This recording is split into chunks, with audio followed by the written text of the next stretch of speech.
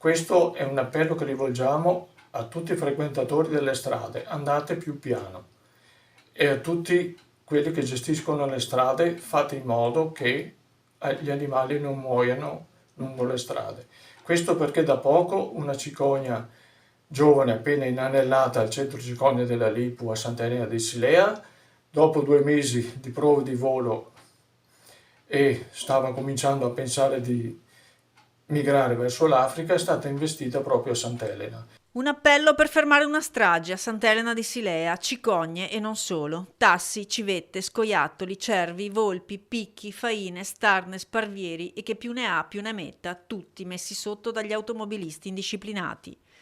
Un appello che parte da un post sui social da parte di Paolo Vacilotto, responsabile dell'Oasi della Lipu, le Cicogne del Sile, un'area riproduttiva e didattica inserita nel Parco regionale del Sile, ma a ridosso di una via piuttosto trafficata e dove le persone non rispettano il limite dei 50 km orari. Il problema, continua il responsabile, è poi anche la mancanza di alberature o siepi ai lati delle strade, dove gli animali troverebbero rifugio o dove volerebbero in caso di pericolo. Adesso però i casi stanno diventando troppi e i responsabili dell'Oasi si sono sentiti in dovere di chiamare in causa non solo gli automobilisti, ma anche chi ha il dovere di controllare le strade. Questo è uno dei tanti casi di cui siamo testimoni: da civette appena uscite dal nido che muoiono, da cervi che vengono investiti in consiglio. Tutto questo si può evitare o comunque ridurre.